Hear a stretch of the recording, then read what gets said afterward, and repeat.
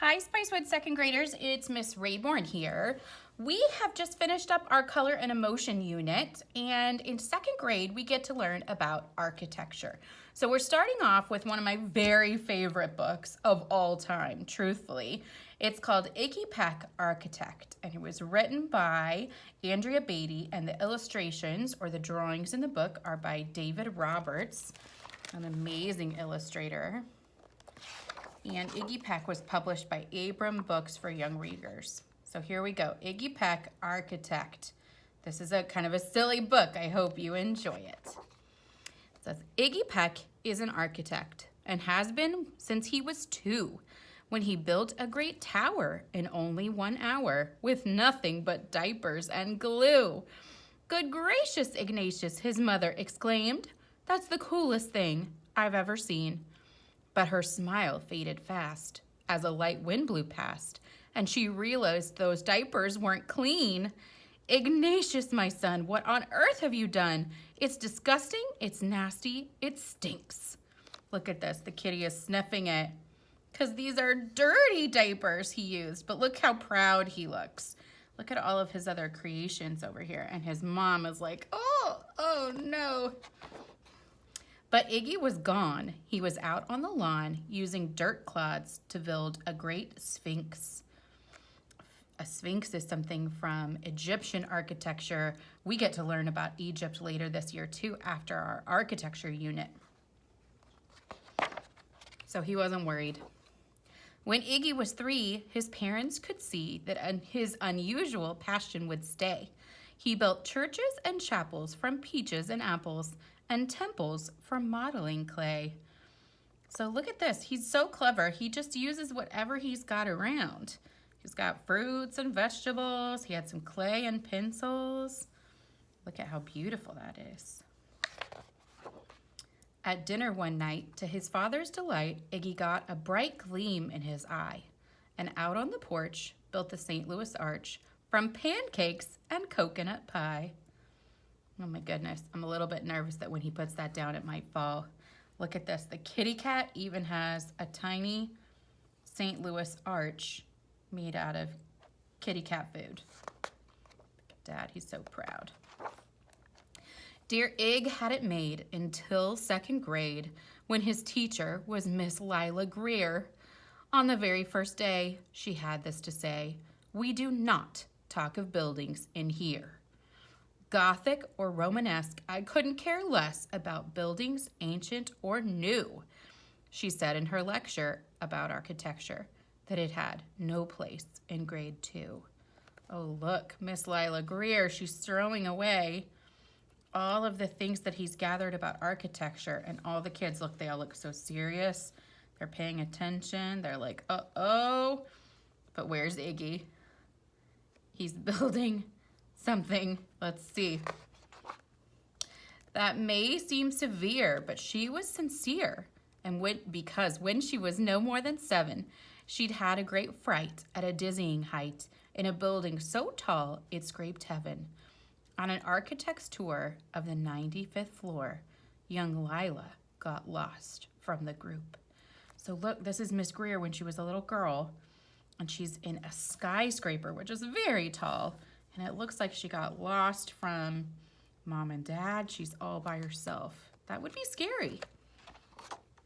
She was found 2 days later, stuck in an elevator, eating cheese with a French circus troupe. After that day, it's quite safe to say that she thought all building lovers were nuts. As a teacher, she taught that, above all, one ought to avoid them. No ifs, ands, or buts. So she had a bad experience on an architecture tour. So she does not like architecture and buildings. As you might guess, it would cause Iggy stress to hear such terrible talk. But he didn't hear. He sat in the rear while building a castle of chalk. Look, he wasn't even paying attention. And then she said, you, Iggy Peck, your desk is a wreck.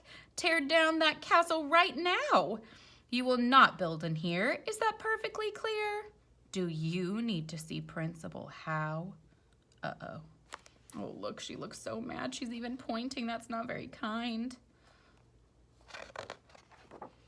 "No, ma'am," Iggy said. He lowered his head, and his heart sank down to the floor. With no chance to build, his interest was killed, and now second grade was a bore.